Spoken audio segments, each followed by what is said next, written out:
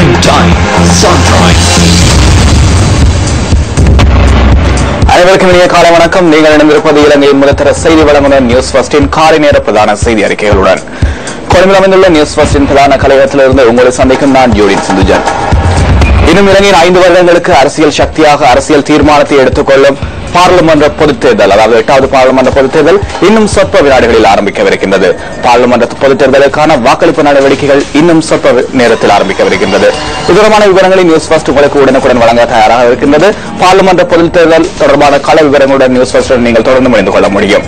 விரிவான செய்திகளுக்கு செல்லும் முன்னர் முதலில் தலைப்புச் செய்திகள். 2015 பொதுத் தேர்தலுக்கான அனைத்து நடவடிக்கைகளும் தயார். இன்று காலை 7 மணிக்கு வாக்களிப்பு ஆரம்பம். காலை வேளையிலேயே சென்று வாக்களிக்குமாறு தேர்தல்கள் ஆணையாளர் வேண்டுகோள். தேர்தல் பாதுகாப்பு கடமைகளுக்கு 63,000 போலீஸ் உத்தியோகத்தர்கள். உத்தியோகபூர்வ வாக்காளர் அட்டை இதுவரையில் கிடைக்காதவர்கள் இன்றைய தினம் தபால் அலுவலகங்களில் அதனை பெற்றுக்கொள்ள சந்தர்ப்பம். தேர்தல் கண்காணிப்பிற்காக 20,000க்கும் அதிக உள்நாட்டு மற்றும் சர்வதேச கண்காணிப்பாளர்கள்.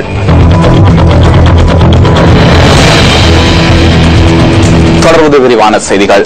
இலங்கை ஜனநாயக குடியரசின் 8வது பொதுத் தேர்தலுக்கான வாக்களிப்பு இன்னும் சற்று நேரத்தில் ஆரம்பமாக உள்ளது. காலை 7 மணிக்கு ஆரம்பிக்கப்பட உள்ள வாக்களிப்பானது மாலை 4 மணி வரை இடம்பெற உள்ளது. 1,50,44,491 பேர் இம்முறை பொதுத் தேர்தலில் வாக்களிக்க தகுதி பெற்றுள்ளனர். 225 பாராளுமன்ற உறுப்பினர்களில் 196 மக்கள் பிரதிநிதிகளின் நிமித்தம் அங்கீகரிக்கப்பட்ட அரசியல் கட்சிகள் மற்றும் சுயேட்சை குழுக்களின் சார்பில் 6,151 வேட்பாளர்கள் தகுதி பெற்றுள்ளனர்.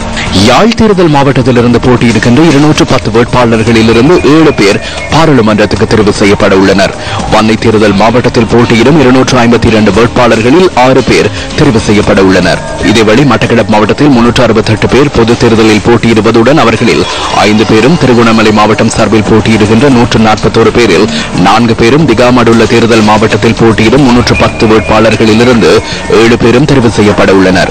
நுவரெலியா மாவட்டத்தில் போட்டியிடும் 253 பேரிலிருந்து இன்றைய தினம் 8 பேரும், கண்டியில் போட்டியிடும் 360 வேட்பாளர்களிலிருந்து 12 பேரும், மாத்தளை மாவட்டத்தில் களமிறங்கியுள்ள 176 வேட்பாளர்களிலிருந்து 5 மக்கள் பிரதிநிதிகளும் தெரிவு செய்யப்பட உள்ளனர். இதேவேளை கொழும்பு மாவட்டத்தை பிரதிநிதித்துவப்படுத்தி பொது தேர்தலில் போட்டியிடுகின்ற 792 பேரில் 19 மக்கள் பிரதிநிதிகள் தெரிவு செய்யப்பட உள்ளனர். கம்பா மாவட்டத்திலிருந்து இம்முறை 588 பேர் தேர்தலில் போட்டியிடுகின்றவர்களில் 18 மக்கள் பிரதிநிதிகள் தெரிவு செய்யப்பட உள்ளனர். மேலும் களுத்துறை மாவட்டத்தில் போட்டியிடுகின்ற 286 வேட்பாளர்களிலிருந்து 10 பேரும் தெரிவு செய்யப்பட உள்ளனர். புத்தளம் மாவட்டத்திலிருந்து 264 பேர் போட்டியிடுகின்றனர். இவர்களில் 8 மக்கள் பிரதிநிதிகள் இன்றைய வாக்களிப்பினூடாக பாராளுமன்றத்துக்கு தெரிவு செய்யப்பட உள்ளனர். குருநாகல் மாவட்டம் சார்பில் 468 வேட்பாளர்கள் பொது தேர்தலில் களமிறங்கியுள்ளதுடன் அவர்களில் 15 பேர் இம்முறை பாராளுமன்றத்துக்கு தெரிவு செய்யப்பட உள்ளனர். காலி மாவட்டத்தில் களமிறங்கியுள்ள 221 வேட்பாளர்களில் 10 பேர் தெரிவு செய்யப்பட உள்ள அதேவேளை மாத்தறை மாவட்டத்தில் போட்டியிடுகின்ற 187 வேட்பாளர்களில் 8 பேர் தெரிவு செய்யப்பட உள்ளனர்.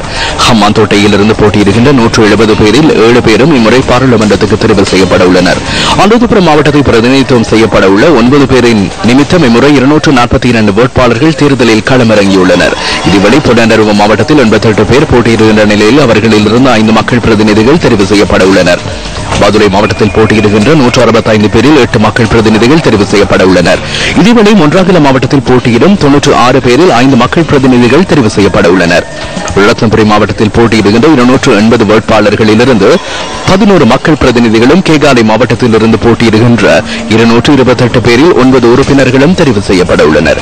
இதேவேளை 2014 ஆண்டு வாக்காளர் டிராப்பின் பிரகாரம் வாக்காளர் இன்று வாக்களிக்க உள்ளதாக மேலதிக தேர்தல்கள் ஆணையாளர் எம்.ஏ. முகமது தெரிவிக்கின்றார்.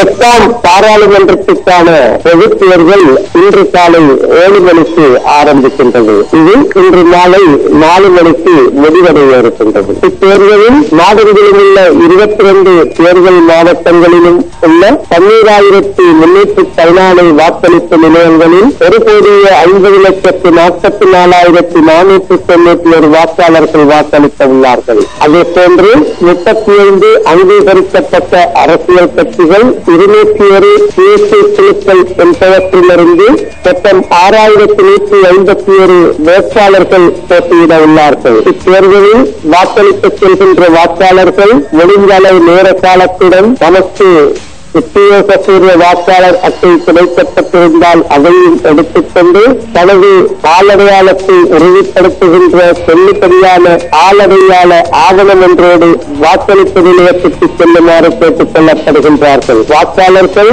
எவ்விதத்திலும் வாக்களிப்பதற்கு அச்சமோ ஐயமோ கொள்ள தேவையில்லை. தம்மால் அளிக்கப்படுகின்ற வாக்குகள் சரியான முறையில் நகர்த்தெடுக்கப்பட்டு முடிவுகள் வெளியிடப்பட உள்ளன. நீங்கள் அடையாளமிடுகின்ற வாக்குகளையோ விருப்புகளையோ எவருக்கும் கண்டறிந்து கொள்ள முடியாமல் அதன் ரகசியத்தை பாதுகாப்பது தேர்தல் திணைக்களத்தின் கடமையாகும்.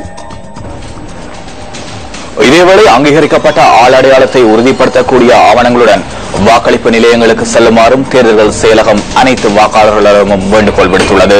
தேசிய அடையாள அட்டை, செல்லுபடியான சாரதி அனுமதி பத்திரம், செல்லுபடியான கடவுச்சீட்டு, வயோதிபர் அடையாள அட்டை, ஓய்வூதிய அடையாள அட்டை, மதகுருமாருக்கான அடையாள அட்டை மற்றும் தேர்தல்கள் செயலகத்தினால் விநியோகிக்கப்பட்ட தற்காலிக அடையாள ஆவணம் என்பன அங்கீகரிக்கப்பட்ட அடையாள ஆவணங்களாகும். இதேவேளை வாக்காளர்கள் தமக்கான வாக்காளர் அட்டைகளை வாக்குச்சாவடிகளுக்கு எடுத்துச் செல்வதன் மூலம் அங்குள்ள உத்தியோகஸ்தர்களின் கடமைகளை இலகுபடுத்த முடியும் எனவும் தேர்தல் செயலகம் குறிப்பிட்டுள்ளது. 2014ஆம் ஆண்டுக்கான வாக்காளர் பெயர் பட்டியலுக்கு அமைய இம்முறை தேர்தல் நடைபெறுவதாக தேர்தல்கள் ஆணையாளர் மஹிந்த தேசப்பிரிய தெரிவிக்கின்றார். நிராகரிக்கப்படாத வகையில் தமது வாக்கினை பயன்படுத்துவது மிக முக்கியம் எனவும் அவர் கூறியுள்ளார். இந்த படிவத்தில் கட்சிகளின் பெயர்கள் மற்றும் சுயேட்சை குழுக்களின் தகவல்கள் வழங்கப்பட்டுள்ளன. இவை சின்னங்கள். இந்த பகுதியில் வெற்றிடம் ஒன்றுள்ளது. நீங்கள் விரும்பிய கட்சிக்கு அல்லது சுயேட்சை குழு ஒன்றுக்கு இந்த வெற்றிடத்தில் புள்ளடி ஒன்றை இட வேண்டும். இந்த கோட்டின் மேல் ஒரு புள்ளடியை விட அதிக புள்ளடிகள் காணப்பட்டால் அந்த வாக்குச்சீட்டு நிராகரிக்கப்படும். வாக்களித்த பின்னர் இந்த கட்டங்களில் உள்ள விருப்பு இலக்கங்கள் தொடர்பில் சிந்திக்க வேண்டும். விரும்பினால் விருப்பு வாக்கு அளிக்காமலும் இருக்க முடியும். விரும்பினால் ஒருவருக்கு மாத்திரம் வாக்களிக்க முடியும். விரும்பினால் இருவருக்கு வழங்க முடியும். மூவருக்கு வாக்களிக்க முடியும். 3 பேருக்கு அதிகமாக வாக்களித்தால் விருப்பு வாக்கு நிராகரிக்கப்படும். விருப்பு வாக்கை அளிக்காத போதிலும் வாக்குச்சீட்டு எண்ணப்படும். வாக்களிக்காமல் விருப்பு வாக்களிப்பை மாத்திரமிட்டால் நிச்சயமாக வாக்குச்சீட்டு நிராகரிக்கப்படும். இந்த பகுதியில் சுயேட்சை குழுக்களை இனங்காண்பதற்கு கட்சிகளின் பெயர்களுக்கு கீழ் இலக்கங்கள் காணப்படுகின்றன.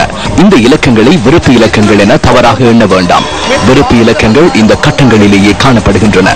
வாக்களிப்பதில் உங்களுக்கு ஏதேனும் பிரச்சனை இருந்தால் வாக்களிப்பு நிலையத்திற்கு பொறுப்பான சிரேஷ்ட வாக்களிப்பு நிலைய பொறுப்பதிகாரியிடம் வினவ முடியும். அவர் உங்களுக்கு தெளிவூட்டுவார். தேர்தல் சட்டங்களை மீறுகின்றவர்களுக்கு எதிராக கடும் சட்ட நடவடிக்கை எடுக்கப்படும் என தேர்தல்கள் ஆணையாளர் மஹிந்த தேசப்பிரிய தெரிவிக்கின்றார். வாக்களிப்பு நிலையங்களுக்கு அருகில் சிறு துண்டு பிரசுரங்களை வீச வேண்டிய அவசியம் கிடையாது. துண்டு பிரசுரங்களை விநியோகிக்கும் நபர்கள் போலீசாரினால் கைது செய்யப்பட்டு விளக்கமறியலில் வைக்கப்படுவார்கள். தண்டனை வழங்கப்பட மாட்டாது என நினைக்க வேண்டாம். மத தலங்களில் முன்னெடுக்கப்படுகின்ற தேர்தல் பிரசாரங்கள் மற்றும் சமய நிகழ்வுகளில் முன்னெடுக்கப்படுகின்ற தேர்தல் பிரசாரங்கள் மதத்திற்கு இழுக்கு ஏற்படுத்தும். குழுவாக செல்ல வேண்டாம். அதே போன்று கூட்டங்களை நடத்த வேண்டாம் என எமது சட்டத்தில் உள்ளது. நிச்சயமாக பாராளுமன்ற உறுப்பினர் பதவியை இழப்பதற்கு நேரிடும். கள்ள வாக்கு போடுதல், உபசரித்தல், அழுத்தங்களை பிரயோகித்தல் மற்றும் லஞ்சம் வழங்கும் பட்சத்தில் வேட்பாளர் பட்டியலில் இருந்து நீக்கப்படுவார்.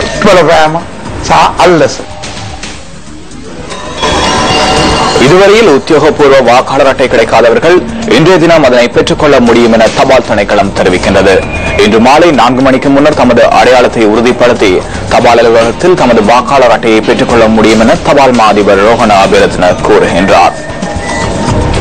இன்று காலை வாக்களிப்பு நடவடிக்கைகள் ஆரம்பிக்கப்பட்ட சந்தர்ப்பத்திலிருந்து நிறைவு பெறும் வரை நேரடி தகவல்களை வழங்குவதற்கு நியூஸ் ஃபர்ஸ்ட் தயாராக உள்ளது. இதற்காக நமது அலுவலக செய்தியாளர்கள், பிராந்திய செய்தியாளர்கள் மற்றும் யூ ரிப்போர்ட்டர்கள் தற்போது தயாராக உள்ளனர். அத்துடன் வாக்கெண்ணும் பணிகள் நிறைவடைந்தவுடன் ஃபர்ஸ்ட் அண்ட் ஃபாஸ்ட் தேர்தல் முடிவுகள் ஒளிபரப்பினூடாக உடனடியாக உத்தியோகபூர்வ முடிவுகளை வழங்குவதற்கு நாம் தயாராக உள்ளோம். தொடர்ந்து மனிதர்கள் முதற்தர செய்தி வழங்குடன் நியூஸ் ஃபர்ஸ்டுடன். இத்துடன் நியூஸ் ஃபர்ஸ்டின் காலை நேர பிரதான செய்தி அறிக்கைகள் நிறைவு பெறுகின்றன. தொடர்ந்து மனிதர்கள் நியூஸ் ஃபர்ஸ்டின் தேர்தல் முடிவுகள் மற்றும் அது தொடர்பான www.newsfirst.lk. Feedback at newsfirst.lk.